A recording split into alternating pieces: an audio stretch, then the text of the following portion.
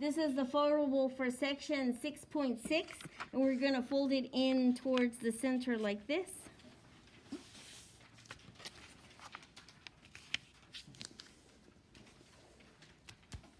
We're going to do this one first, and what we have to do is first graph the lines. I have a +2, which means that we're going to start at the +2 on the y-axis. And then here, this slope is -1/1, which means that we're going to go down 1 and to the right 1. So down 1 and to the right 1, down 1 to the right 1. This part right here makes this a solid line, so we can go ahead and make a solid line at those points.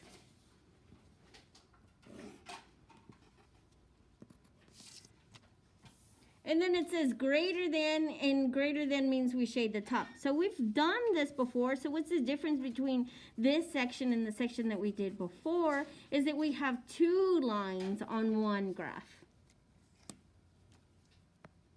All right, so for the next one, we have a -2. We start at the -2 on the y-axis. This slope means that we're going to go up 2 and then to the right 1. So up 2 and then to the right 1. So up 2, 1, 2, and to the right. Since there is no line underneath, this is going to be a dashed line.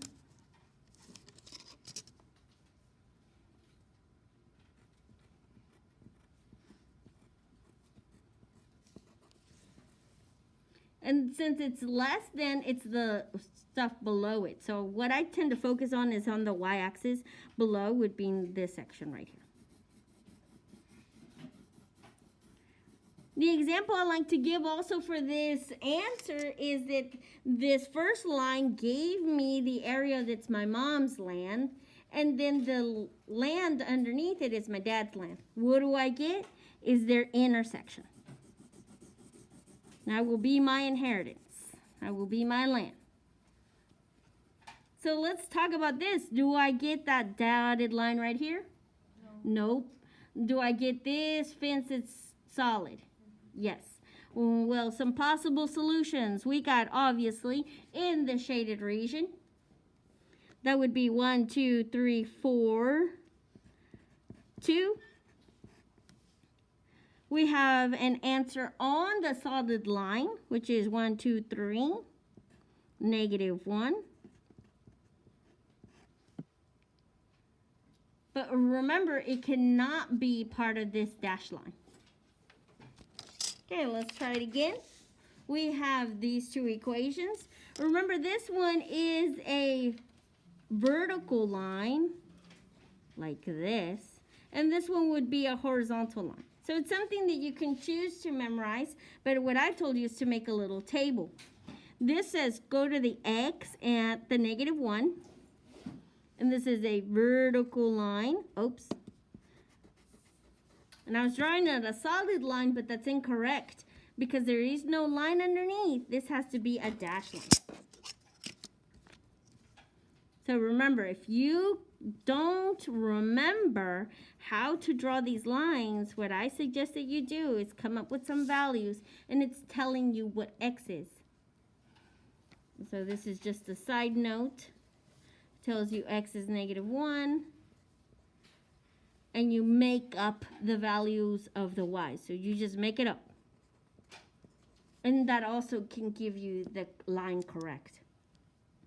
At the -3 on the y-axis, because it says y is -3, we have a solid line because of this part right here, that there's a line underneath our inequality symbol, and it is horizontal.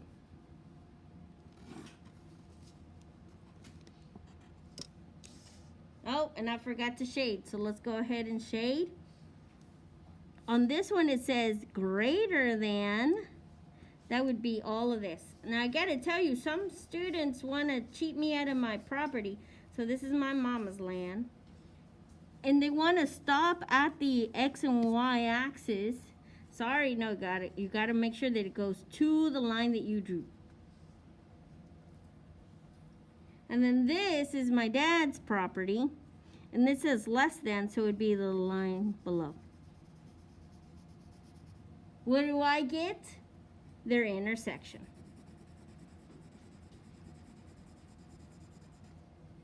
If you didn't remember that the line y is less than or equal to 3 is horizontal, like I mentioned before, this is just a side note that you could make some values up. It tells you that y is negative 3. Y is negative 3. So you make up whatever x values you want. And it would still get you the correct line. Let's see what some possible solutions are. We have this one right here, which is 1, 2, 3, 0, negative 3. And we have one in the shaded region. 1, 2, 3. 1, 2, 3, 4. Negative 4.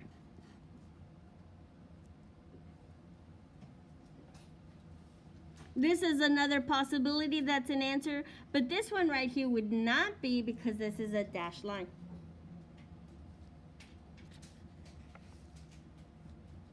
All right, let's take a look at the next one. We have 2 lines right here. We start at the negative 1.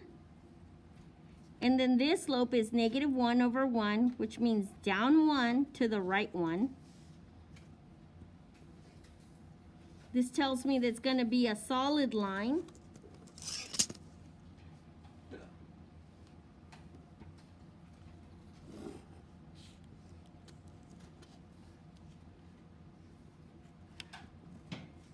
And then it says that it's less than. So we got to shade below this line. And I tend to shade just lightly because that intersection of both is where I shaded in darker. The plus 3, 1, 2, 3.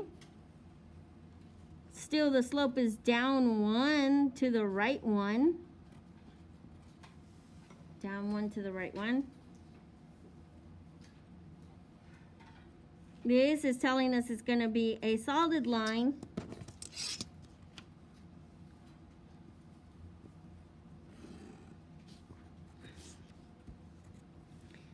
And this says it's greater than, so I'm going to shade the top.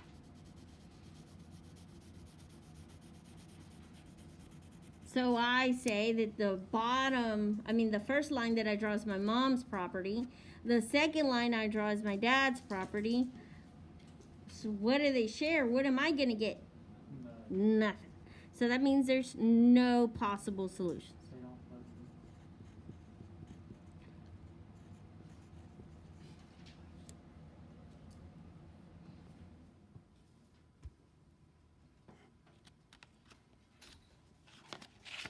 All right, the last one, we start at the negative 3. 1, 2, 3. This goes up 1 to the right to 2. Up 1 to the right 2. This makes it a dashed line.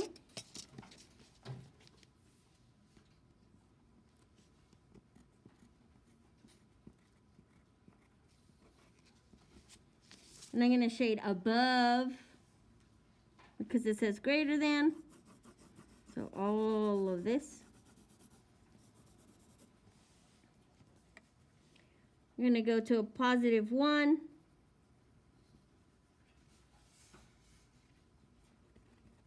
And this means going up 1 to the right 2.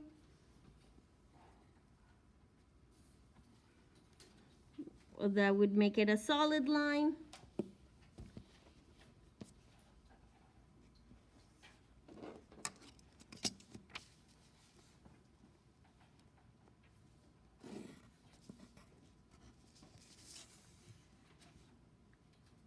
This is also greater than, so this is my dad's land. What do I get?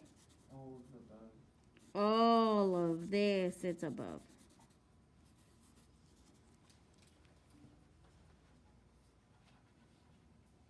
So let's talk about some possible solutions.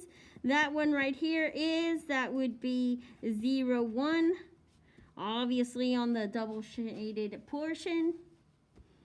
So on the line, on that y-axis, which is 1, 2, 3, negative 3, 1, 2, 3, 4. Nothing on this one because they don't share it, and most definitely not on this line because it's a dashed line. Okay, so this has a lot of possibilities. That's why we tend to solve by graphing. Let's go to this one. Autumn sells boxes of pasta for $2 and jars of sauce for $3 each. Autumn needs to make at least $12, but has no more than 8 boxes and cans to combine. So how do we set the system up? Remember, money goes with money because it's money. So we have $12 of, let's call them boxes of pasta, and $3 of jars of sauce, and we're gonna have $12. It's not gonna be equal to, I'm glad I made that mistake. We need to check further, and it says at least. So I want this quantity to be more than or equal to make it at least. So how do we get the other one? It says no more, no more. So I know that 8 would be bigger or equal to, because 8 would not be more. 8, and or it could be, this part can be less than the 8 of what? The boxes of pasta and the jars of sauce. Since we have been solving by graphing, we got to solve for one of these variables. It really doesn't matter which variable you set as the y and the x as long as you're consistent. I'm going to say that the j is the y.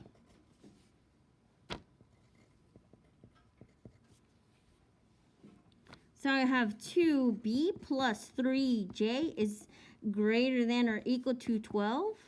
I'm going to subtract 2b from both sides. 3j is greater than or equal to negative 12b plus 12.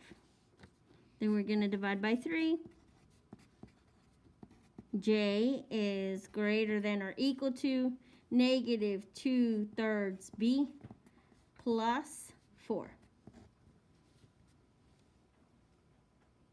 We got to fix the other equation as well. We have b plus j is less than or equal to 8. So I'm going to subtract b to both sides. J is less than or equal to negative b plus 8. Now we got to graph them. Remember, I called this one a J, and I called this one B. So at the J4, 1, 2, 3, 4, we're going to go down to 1, 2, and to the right 3. 1, 2, 3. Makes it a solid line because of the or equal to part.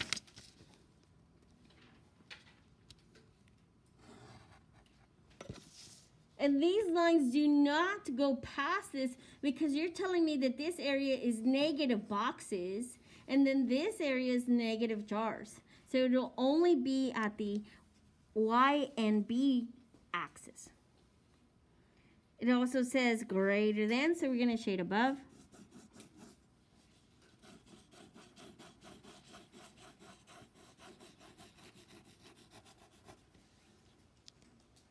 The next one says 8 on the J-axis, 4, 5, 6, 7, 8. This means we're going to go down 1 to the right 1. And it's also a solid line.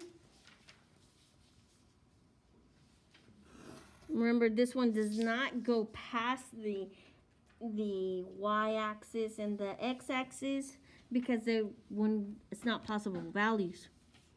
And then this one says less than, so that means that all of this is less than.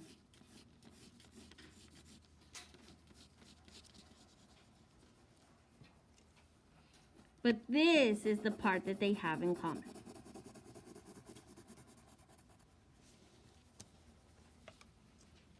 So let's talk about some possible solutions. This is a possible solution where there are 0 boxes of pasta and 1, 2, 3, 4, 5, 6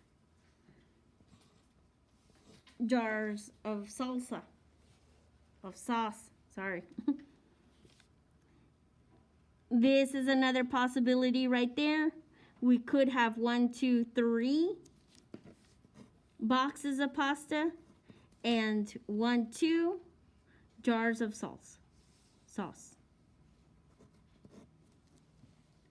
And obviously anything in the middle would work as a possible combination. But just think about it. This looks like, if the lines continue, could be a solution. We could not have negative jars. Let's take a look at the last one. It says Nathan makes $10 an hour delivering pizza and $5 an hour babysitting his sister. He wants to make at least $40, and his mom said that he had to work for less than 6 hours a week. So money goes with money because it's money, and we have $10 for pizzas, his pizza job, and $5 for babysitting. Let's call it B. And that should be at least, so he wants this to be bigger than or equal to 40.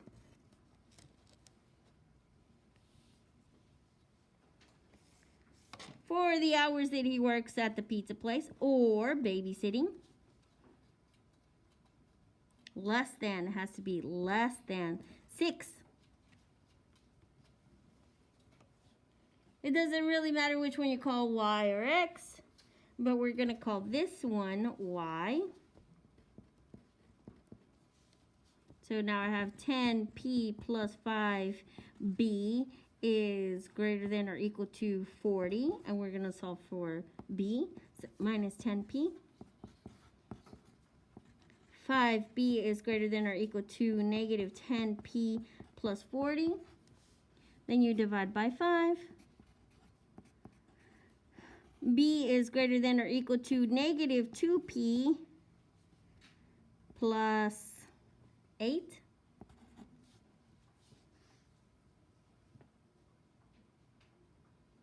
In that second equation, it says P plus B is less than 6.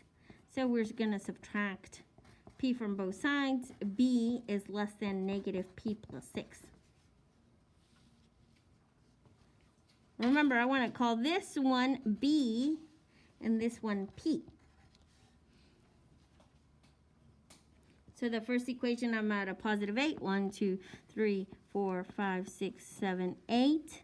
I'm going to go down to the right 1. And that's greater than or equal to, so it's a solid line. Remember, cannot go past. You cannot work negative hours. Greater than.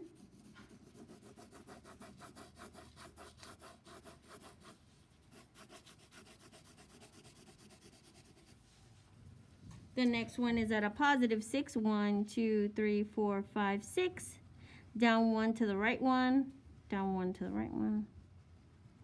And this is a dashed line because it doesn't have the line underneath.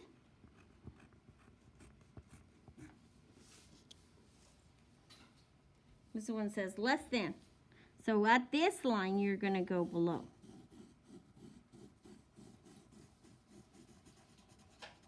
So the only part that they intersect is this one right here. So don't forget, if it's on this line, that's not part of the solution because it's not solid. So you're looking for anything on this line, which you can work half hours. You can work, for example, this, which would be 1, 2, 3, 3.5 hours. At the pizza place, and you can work 1.5 hours babysitting. At the jars and boxes, you could not sell half a jar of pasta or salsa sauce.